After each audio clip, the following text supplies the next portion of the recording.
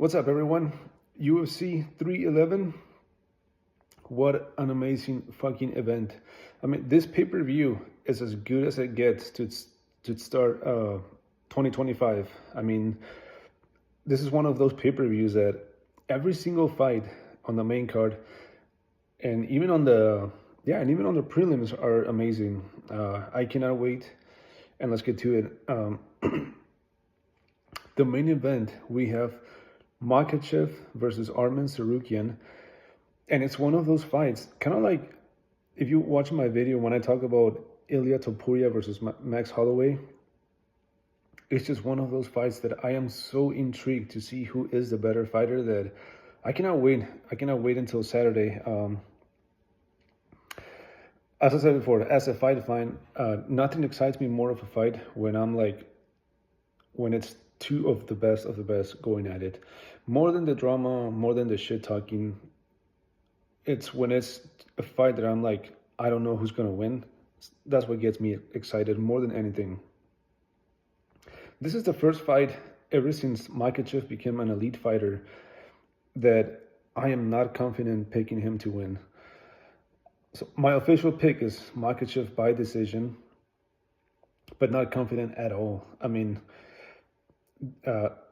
I would say I am 55-45 on this one. Arman Tsarukyan could very well upset, could very well be the guy that beats Makhachev. Ever since Makhachev, when he fought Poirier, Volkanovski, Oliveira, even Oliveira, when he first won the title, I confidently picked Makhachev to win that fight. I confidently picked him twice against Volkanovski, especially the second time since he took it on short notice. I picked him to beat Poirier. I was fully confident on those. This one I'm not. And so let's see. So Makhachev is coming from beating Poirier he submitted him round 5. A very competitive fight. I remember when that fight first happened, I didn't watch it because I was in Peru when that happened and I actually missed it. I actually watched the fight just a few weeks ago. I watched it twice just to see how, and it was an extremely competitive fight. A lot of people were saying that Poirier was on his way to winning, but I don't agree with that. I don't think it was that competitive. But I gave round 1, 2, and 3 to Makhachev. I gave round 4 to Poirier. And then round 5, who knows how it would have played out. But I guess round 2 is the round that some people think Poirier won. And that's why they think Poirier could have won had he won round 5. But even though round 2 wasn't dominant for Makhachev, I think he did enough on the stand-up to actually get that round. And then rounds 1 and 3, he dominated. Round 4 is the one where Poirier actually beat him. Poirier did amazing in this fight. Rounds 2 and 4, he stopped all the takedowns and was able to force Makhachev to do a stand-up battle. He did way better than I thought. I thought Makhachev was going to submit him maybe in the second or third round, and he got the submission on the 5th one, but Poirier made him work for it for sure. This was not a walk in the park for Makhachev. I think this one and his first fight with Volkanovski has been his toughest fight in the UFC. I mean, not counting his loss, of course. Tsarukyan is coming from winning a split decision against Charles Oliveira in UFC 300. It's a split decision that I understand why it's split, and because it's an interesting how that fight plays out. That first round, you can actually make the case for both of them. The first 2.5 minutes is Oliveira on top. I was convinced Tsarukyan was going to tap out. I remember I was like, holy shit, he's about to get submitted in the first round and early too. Somehow he survives. But around 2.5 minutes, Tsarukyan flips him, and Tsarukyan's the one that ends up winning the round. Like the first half, Oliveira, second half, Tsarukyan. So I understand for those that think Oliveira won that round, but I can totally see Tsarukyan, for those that say Tsarukyan won the round, because judges usually look at how the round ended, and I think Tsarukyan ended up winning the end of round 1, and he actually won about half of the round. The most convincing round of that fight was round 2, which was Tsarukyan. Tsarukyan put a beating on Oliveira all of round 2. I mean, it was pretty one-sided. So it was either 1-1 going to the third one or 2-0 Tsarukyan. And then round 3 was also all Tsarukyan up until the last minute and a half, where Oliveira flips him and kind of like threats him with a submission. But I personally think Tsarukyan won. I think he would have won that fight 29-28. Even a 30-27 I would have not been against it. Like, if they gave him round 1 and 3, to me, it would have not been a robbery. But anyways, people are more of a fan of Oliveira. That's why they, that's why they didn't like that decision. But anyways, both of them are coming from very competitive fights. Makhachev against Poirier, Tsarukyan versus Oliveira. If Poirier was able to stop the takedown and make Makhachev stand up with him, I'm pretty sure Tsarukyan can do the same. As a matter of fact, I think Tsarukyan might have more of a success doing that. So it might come down to who is the better striker. But the reason I'm picking up with Makhachev is because I think that the wrestling itself, the pressure and I'm pretty sure he will get the takedowns. Tsarukyan might get up, but I think the pressure, the takedowns, the control might give Makhachev the edge and get a decision on some of this round. So Makhachev by decision, however, not confident at all. Tsarukyan could very well win this one and become the new lightweight champion. This is definitely not this is a tough fight for both of them. So, but officially Makhachev by decision. Co-main event, it's another one that I cannot wait. We have Dvalishvili versus Umar Nurmagomedov. I tell you who's going to be sitting first row paying attention to this one is Sean O'Malley, because I'm picking Umar Nurmagomedov to win by decision. I think he is the better grappler. I think he has the cardio and he has the striking to actually get this decision. But if Umar Nurmagomedov dominates Dvalishvili, and especially if he dominates him with grappling, what's Sean O'Malley going to do? I mean, he might just move out of the division because, and this is not MMA math, but if Dvalishvili was able to out-grapple him, and Umar can out-grapple Dvalishvili, what chance does O'Malley have on this? I just don't see how he could overcome that gap,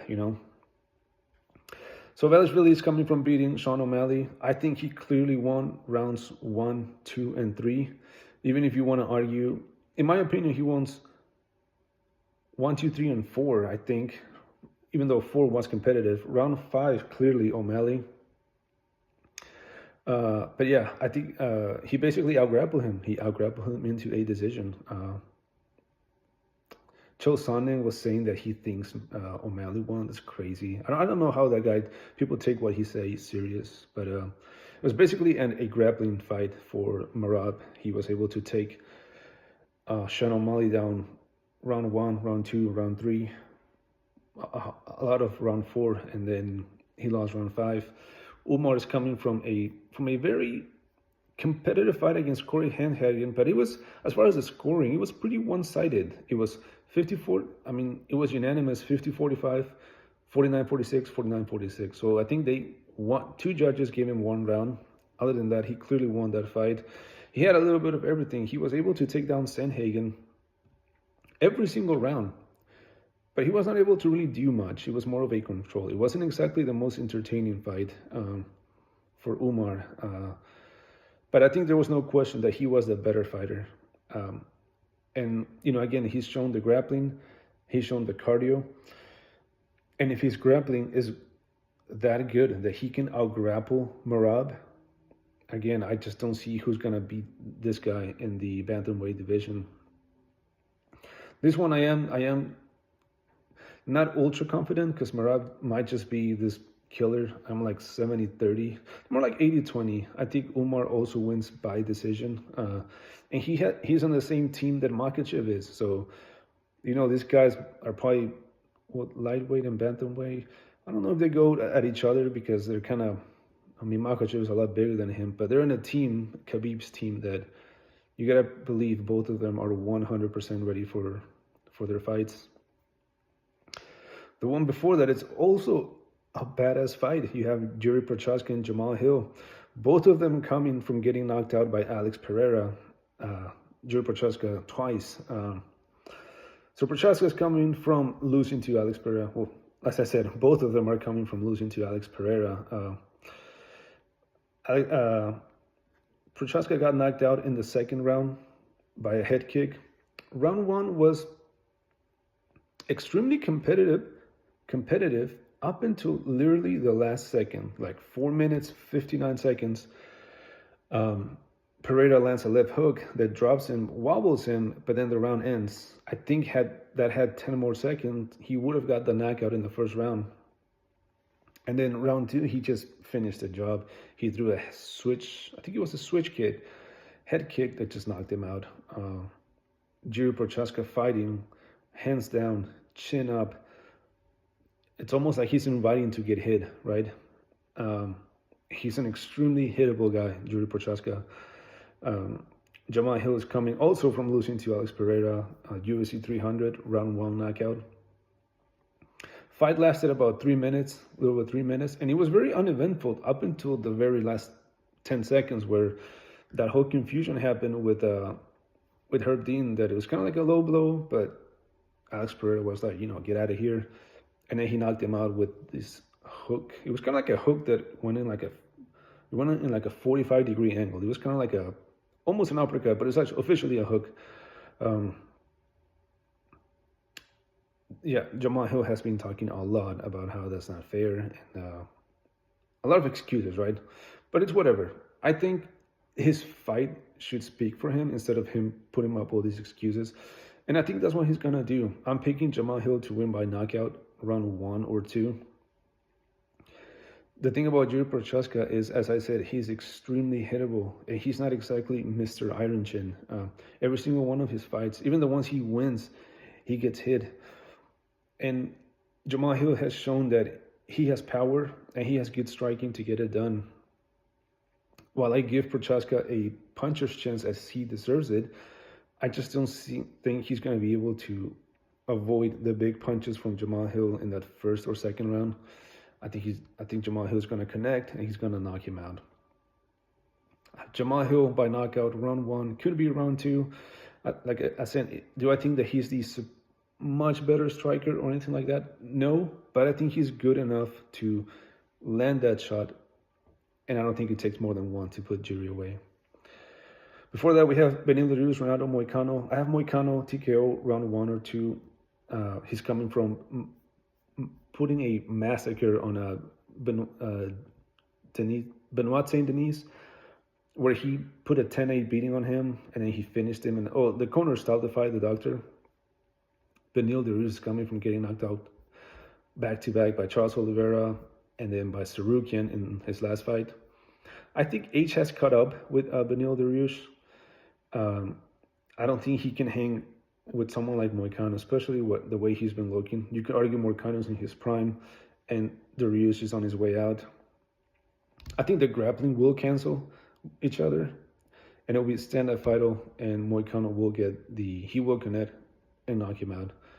Moicano TKO round 1 or 2. I just don't see Dariush being able to out-grapple him and let alone outstrike him. I just don't see that happening. And then the open is Kevin Holland versus Rainier the Reader. Man, the Reader made Gerald Mishart look like he had good striking. Like, if you go watch that fight, yes, he won, but round 1 and round 2, Gerald was landing shots at him at will, even hurting him. I'm running out of time here. Kevin Holland is coming from losing to... What the hell's going on here? Roman Dolidze, he got taken down, he got injured. I'm out of time, guys. I'm out of time. But I have Kevin Holland by TKO round 1 or 2. It could also very well be a submission. So Makhachev by decision, not confident. Umar by decision. Jamal Hill by KO TKO round 1 or 2. Moicano by KO TKO round 1 or 2. Kevin Holland by knockout or submissions round 1 or 2. My underdog for the night is Clayton Carpenter. I think he gets the decision. And my Instagram will have all my picks. All right, thank you guys. Have a good one.